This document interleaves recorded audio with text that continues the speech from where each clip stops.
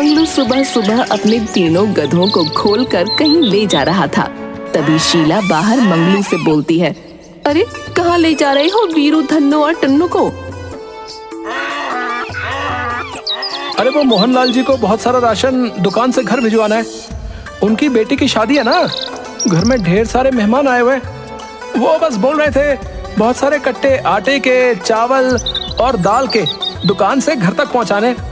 इसके अलावा सब्जियां हैं, फल है और जाने क्या क्या सामान है जो पूरा दिन यहाँ से वहां लेकर जाना है। अब हफ्ते भर तक मैं इसी काम में लगा रहूंगा और मुझे इस काम के लिए इन तीनों की जरूरत पड़ेगी। चलो ये तो अच्छी बात है कि आपको पूरे हफ्ते का अच्छा काम मिल गया। मोहनलाल जी तो इतने अमीर आदमी हैं, तो पैसे भी अच्छे ही देंगे। पर धन्नो 2 दिन से बीमार है और टुन्नू के एक पैर में लगी हुई है। आप इनसे कैसे काम करवाओगे? धन्नो के ऊपर ज्यादा बोझ नहीं डालूंगा और टुन्नू का पैर तो अब ठीक ही लग रहा है। ये आदमी तो बीमार गधी पर भी कोई तरस नहीं खा रहा।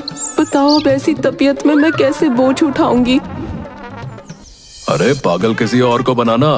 कोई बीमार नहीं हो तुम। जैसे ही मालकिन को देखती हो वैसे ही जमीन पर लौट जाती हो और मालकिन को लगता है कि बेचारी गधी बीमार है। अरे तो तेरे कौन सा पैर में दर्द है?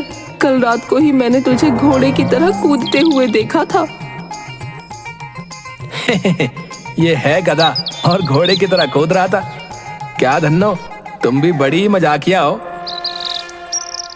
चलो चलो अब जल्दी चलो भाई, आज बहुत काम है। चलो शीला, मैं चलता हूँ। अच्छा, शाम को थोड़ा देर से आऊंगा। हाँ हाँ ठीक है। मंगलू अपने तीनों गधों को लेकर दुकान से राशन उठाने जा ही रहा होता है कि तभी रास्ते में उसे रामू मिल जाता है। अरे मंगलू, अरे इन तीनों गधों को इतनी गर्मी में लेकर कहाँ जा रहा है भाई? अरे वो मोहनलाल जी के घर सामान पहुंचाना है ना, बस वही उठाने जा रहा हूँ। अरे पर इन गधों पर तो थोड़ा तरस खा लेता भाई। देख रहा है कितनी गर्मी हो रही है। तूने तो सर पर पगड़ी बांध रखी है, पर इनका क्या भाई? इतनी गर्मी में बेचारे कैसे काम करेंगे? अरे ये तो मैंने सोचा ही नहीं था। गर्मी तो सच में बहुत ज्यादा ही पड़ रही है। हे भगवान, ये मंगलू बेवकूफी था और बेवकूफी रहेगा। अब इसे कौन समझाए कि भगवान ने हम जानवरों को सर्दी और गर्मी दोनों झेलने लायक बनाया है। हम इन इंसानों की तरह कमजोर थोड़ी हैं यार। इसीलिए इसको गधा बोलते हैं और नाम हमारा आता है। मैं तो अब ये सोच रही हूँ कि अब मंगलू क्या दिमाग चलाने वाला है। मंगलू सीधा एक दुकान पर जाता है जिस पर बड़ी बड़ी टोपियां मिल रही होती हैं। हाँ मंगलू, बोल कौन सी टोपी दिखाऊं? भाई मुझे अपने लिए टोपी नहीं चाहिए, मुझे तो अपने इन 3 गधों के लिए टोपी चाहिए। हैं?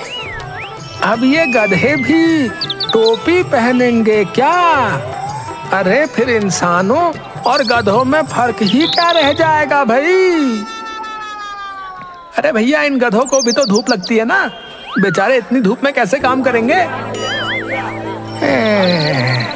मुझे लग रहा था ये मंगलू अब तो समझदार हो गया होगा, पर ये तो आज भी गधा ही है। ऐसा लगता है 3 गधों को लेकर ये चौथा चल रहा है। क्या हुआ भैया, टोपी दे रहे हो या नहीं दे रहे हो? हाँ हाँ दे रहा हूँ, ये लो पूरी 4 टोपियां हैं। अरे पर मेरे पास तो 3 गधे भैया। अरे ये चौथी टोपी तुम्हारे लिए। तुम गधे से कम हो क्या है? तुम्हें भी तो गर्मी लगती होगी। दुकानदार मंगलू का बड़ा मजाक उड़ाता है। मंगलू दुकानदार से 4 टोपी लेता है और एक एक सभी गधों को लगा देता है। उसके बाद वो एक टोपी अपने भी लगा लेता है। बाद में वो तीनों गधों को लेकर दुकान पर सामान उठाने निकल पड़ता है। रास्ते में जब सब लोग मंगलू और उसके गधों को टोपी पहने देखते हैं तो मंगलू की इस हरकत पर बहुत हंसते हैं। अरे भाई, भाई देख देख देख, रवि जरा देख तो मंगलू को देख। ये बेवकूफ अपने गधों को टोपी लगाकर कहाँ जा रहा है, देख देख देख देख। अरे ये खुद गधे से कम है क्या? देख ना, खुद ने भी तो गधों की तरह टोपी लगा रखी है। अरे यार, ये लोग हमारा कितना मजाक उड़ा रहे हैं यार। इस मंगलू के चक्कर में ना हमें पता नहीं क्या क्या सुनना पड़ता है यार। अरे ये खुद भी तो इतना सुनता है पर इसे तब भी अकल नहीं आती। अब इस टोपी की वजह से मुझे तो ठीक से कुछ दिख भी नहीं रहा। और यार मुझे तो इस टोपी की वजह से सर में बहुत खुजली हो रही है। और यार मेरे दोनों कान दबे पड़े हैं, उसका क्या है? ये मंगलू ना हमारे सर से ये टोपियां हटा क्यों नहीं देता यार? देखा, मैं तुम्हारा कितना ध्यान रखता हूँ है? अगर तुम मेरी जगह किसी और के घर में होते ना तो तुम्हारे बारे में इतना कोई नहीं सोचता। हाँ, मंगलू दुकान पर पहुंचकर तीनों गधों पर सामान लाद देता है। सामान लादकर जैसे ही धन्नो थोड़ा आगे बढ़ती है तभी एक खंबे से टकरा जाती है और सारे बोरे नीचे गिर जाते हैं। अरे अरे मंगलू, ये क्या कर दिया तेरे गधे ने? देख, मेरे सारे बोरे नीचे गिर गए। वो लगता है धन्नो की तबीयत कुछ ठीक नहीं है, इसलिए गिर गई मालिक। मैं अभी सब सामान उठा देता हूँ, आप चिंता मत करो, मैं सब सामान घर तक पहुँचा दूंगा। मैं खुद ये सामान उठा कर ले जाऊंगा। अरे मैं इस टोपी की वजह से कुछ नहीं देख पा रही हूँ, इसलिए गिर गई हूँ। अरे कोई फायदा नहीं है धन्नो, ये इंसान हमारी भाषा नहीं समझ सकते। अब तो मालकिनी शायद हमें इस टोपी से बचा पाएंगी। मंगलू धन्नो का सारा राशन अपने कंधों पर उठा लेता है और मोहन लाल के घर की तरफ बढ़ने लगता है। मंगलू से इतना बोझ उठा पाना उसके लिए बड़ा मुश्किल हो रहा था। वो बड़ी मेहनत से उसे मोहन लाल के घर पहुंचाता है। मोहन लाल मंगलू की मेहनत देख बड़ा खुश होता है और उसे अच्छे पैसे देता है। अरे सुन, आज तो तूने इतना सामान जैसे तैसे घर पहुंचा दिया, पर कल क्या करेगा रे? मैं कुछ ना कुछ कर लूंगा मालिक, बस आप काम किसी को मत देना। नहीं नहीं, तू चिंता मत कर, पर कल टाइम से आ जाना, ठीक है? हाँ ठीक है मालिक। मंगलू पैसे लेकर खुशी खुशी अपने गधों के साथ घर वापस आता है। शीला बाहर आंगन में सफाई कर रही होती है। जब वो मंगलू और तीनों गधों को देखती है तो देखती रह जाती है। अरे ये आपने क्या कर रखा है? अरे अब मैंने क्या किया? तीनों गधों को टोपी क्यों लगा रखी है और आपने खुद भी टोपी पहनी हुई है? ये सब क्या है? अरे शीला, मुझे वो रामू रास्ते में मिला था।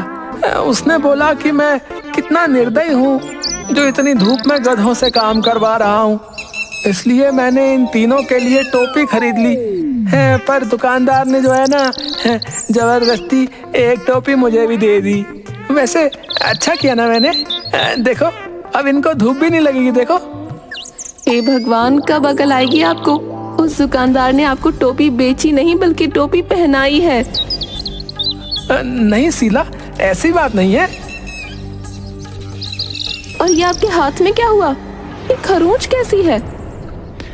अरे वो रास्ते में धन्नो गिर गई और सारे बोरे नीचे गिर गए थे। अब मोहन लाल जी के घर तक सब सामान पहुंचाना था, तो बस फिर क्या, मुझे ही धन्नो का सारा बोझ अपने कंधों पर उठाना पड़ा और उसी की वजह से ये खरोंच आ गई। क्या धन्नो गिर गई थी? मैं तो आपको सुबह ही बोल रही थी कि वो बीमार है, पर आपने मेरी एक ना सुनी। देखो अब क्या हुआ, बेचारी धन्नो गिर गई ना। और खुद की हालत देखो, ऐसा कैसे चलेगा? अब धन्नो को कल से मैं काम पर नहीं भेजने वाली और आप भी ये सब बोझ ना उठाएंगे। पता चला खुद की हालत भी गधे की तरह कर ली और काम करने लायक ही ना रहे। अरे शीला, पर इसके अलावा हम करेंगे भी तो क्या? अगर धन्नो काम पर नहीं जाएगी तो मुझे तो बोझ उठाना ही पड़ेगा ना। अरे तो कुछ और सोचो ना, दिखा दो गांव वालों को कि तुम्हारे अंदर भी दिमाग है, ताकि वो तुम्हें बेवकूफ ना समझें। शीला उस दिन मंगलू पर बड़ा ही गुस्सा करती है वो तीनों गधों की टोपी उतारकर फेंक देती है और उन्हें उनकी जगह पर ले जाकर बांध देती है। आज तो मालकिन बहुत ही गुस्से में है। अरे पता नहीं अब आगे क्या होगा।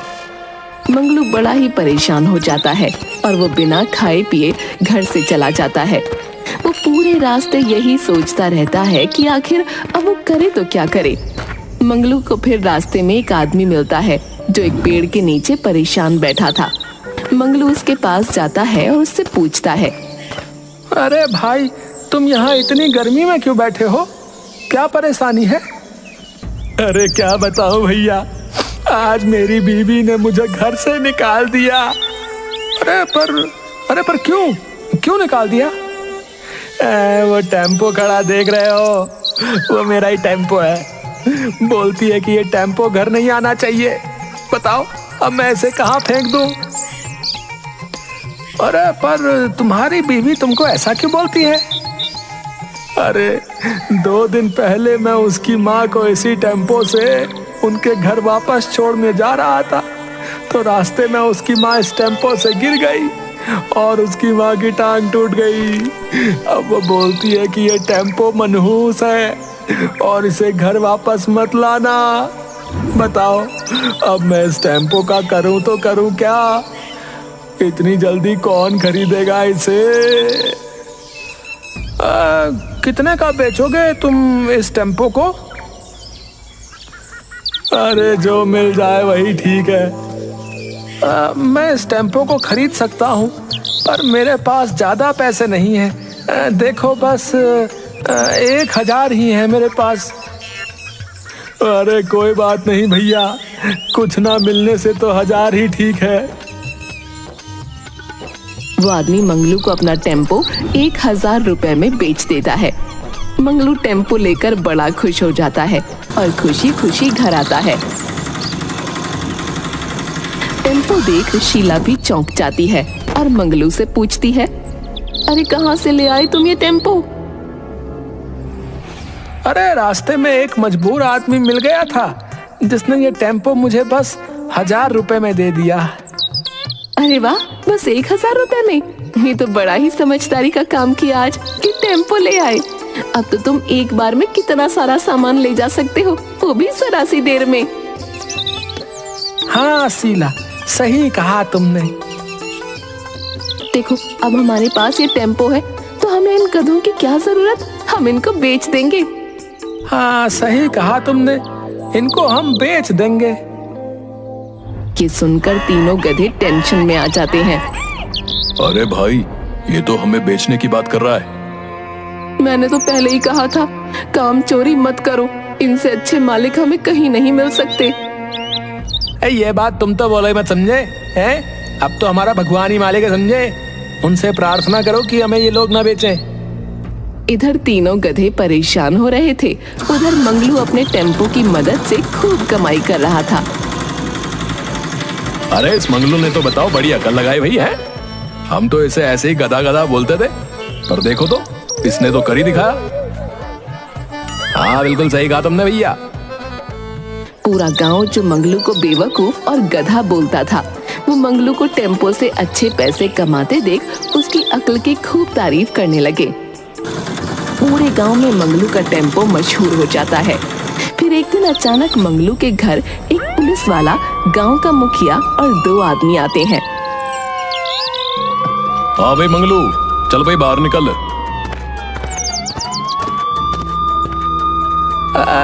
क्या हुआ साहब जी? हाँ भाई, ये टेम्पो किसका चुरा कर लाया है? नहीं, ये तो मेरा है, मैंने खरीदा है। अरे ये टेम्पो हमारा है। नहीं, ये मेरा है। अच्छा, तो जरा पेपर दिखा इसके। पेपर तो नहीं है मेरे पास। अरे कैसे होंगे, ये टेम्पो चोरी का जो है। चल अब पुलिस थाने चल, चुपचाप चल। अरे ये टेम्पो चोरी का नहीं है, इन्होंने पूरे 1000 रुपए में खरीदा है। अरे 1000 रुपए में टेम्पो आता है क्या भला है? ये लोग पागल बना रहे हैं। इसने टेम्पो चोरी किया होगा कहीं से। शीला और मंगलू पुलिस वालों को बहुत समझाते हैं, पर वो उनकी एक बात नहीं सुनते। आखिर में जब मंगलू बहुत ज्यादा गिड़गिड़ाता है तो पुलिस वाले उसे अपने आप को सही साबित करने के लिए 1 हफ्ते की मोहलत देते हैं। अब मंगलू उस आदमी की तलाश में निकल पड़ता है जिसने उसे मालगाड़ी बेची थी। मंगलू दिन रात उसे ढूंढता है पर वो आदमी उसे कहीं नहीं मिलता। मंगलू थक हार कर एक दुकान पर बैठ जाता है, पर तभी उसी दुकान पर वही आदमी उसे चाय पीता दिखता है। अरे ये तो वही आदमी है। मंगलू जल्दी से उस आदमी के पास जाता है, पर मंगलू को देख वो आदमी भागने लगता है। मंगलू जैसे तैसे उसे पकड़कर थाने लेकर जाता है। साहब जी, यही है वो आदमी जिससे मैंने वो टेम्पो खरीदा है। हाँ भाई, तूने ही बेचा है इसको वो टेम्पो है भाई? नहीं नहीं, ये झूठ बोल रहा है। भाई देख, मुझसे झूठ बोलने की कोशिश की ना तो हड्डियां तोड़कर चूरमा बना दूंगा, समझा? इसीलिए सच सच बता दे। जी जी जी, हाँ, वो मैंने ही बेचा है। वो दरअसल मेरा टेम्पो था ही नहीं, वो तो पहले से वहीं खड़ा था। अब इस मंगलू की बेवकूफ़ी के किस्से तो पूरे गांव में मशहूर है, तो बस उसी का फायदा उठाकर मैंने किसी और का टेम्पो इसे बेच दिया। हाँ तो बस हो लिया। अब इसकी सजा तो तुझे जरूर मिलेगी। पुलिस वाला उन दोनों आदमियों को बुलाता है और उनका टेम्पो उनको वापस कर देता है। मंगलू बेकसूर साबित हो जाता है और खुशी खुशी घर जाता है। वो सारी बात शीला को बताता है। शीला उस पर बरस पड़ती है। आखिर में तुम बेवकूफी साबित हुए ना, फिर से गांव वाले अब तुम्हारा मजाक उड़ाएंगे। क्या फायदा हुआ उस मालगाड़ी का, 1000 रुपए भी चले गए। तुम दुखी मत हो शीला, मैं एक दिन टेम्पो जरूर खरीदूंगा। नहीं नहीं, हमारी किस्मत में टेम्पो वेम्पो नहीं है। हमारे तो ये 3 गधे ही सही है जो हमेशा हमारे पास रहेंगे। अब हम इनको दोबारा बेचने का ख्याल भी मन में ना लाएंगे। हाँ शीला, सही कहा तुमने। ये सुनकर तीनों गधे बड़े ही खुश हो जाते हैं। अरे वाह, अब हम यहीं रहेंगे। अरे ओ भैया ओ, अब हम भी मेहनत के साथ काम करेंगे, समझे? हाँ बिल्कुल, इनसे अच्छे मालिक हमें कहीं और मिल ही नहीं सकते। अगले दिन फिर मंगलू तीनों गधों के साथ काम पर निकल जाता है।